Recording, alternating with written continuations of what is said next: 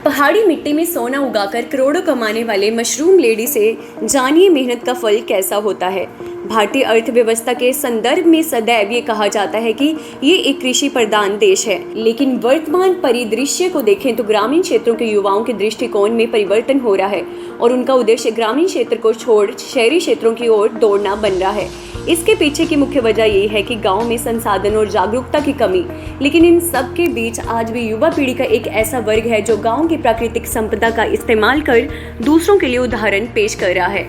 आज की कहानी एक ऐसी ही लड़की की है जिसने उत्तराखंड की निर्मम पहाड़ी में सफलता का एक बेमिसाल उदाहरण पेश किया है।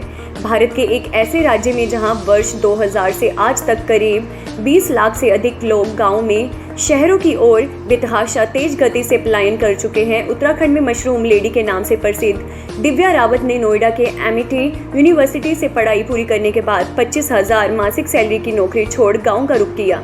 दिव्या को बचपन से ही खेती करने में दिलचस्पी थी। इसी दिलचस्पी के साथ उन्होंने वर्ष 2013 में एक छोटे से कमरे में 100 बैग मशरूम उत्पादन के साथ अपना कारोबार शुरू कर दिया।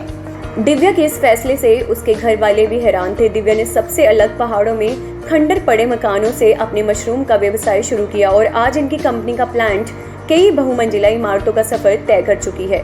शुरुआती सफलता के बाद दिव्या ने सौम्य फूड नाम से एक ब्रांड का निर्माण किया और फिर विदेशों में भी मशरूम का निर्यात करना शुरू कर दिया। गौरतलब है कि मशरूम उत्पादन के लिए बड़े बुनियादी ढांचे की आवश्यकता पड़ती है, लेकिन दिव्या ने इन ढांचों में भी काफ़ी सकारात्मक बदलाव किए, जिससे अब कोई भी आम आदमी इसे 5 से 10,000 रुपये में शुरू कर सकता है। मशरूम लेडी का कहना है कि मैं कोई असाधारण काम नहीं कर रही हूँ, मैं बस एक सामाजिक दायित्व को निभा रही हूँ जिससे जीविका और रोजगार जैसे सामाजिक चुनौतियों से मुकाबला हो सके। इसके अलावा दिव्या ने उच्च हिमालय क्षेत्र में मिलने वाली दुर्लभ कीड़ा जड़ी पर भी काम करना शुरू किया है। रिसर्च के लिए उन्होंने मोथरोवाला में 1 करोड़ से ज्यादा लागत की लैब तैयार की है।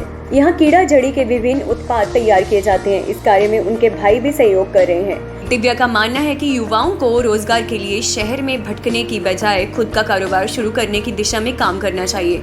अगर ऐसा हुआ तो हम जैसे युवाओं को रोजगार की तलाश में शहर नहीं जाना पड़ेगा और साथ ही हम दूसरे जरूरतमंदों की भी मदद कर सकते हैं।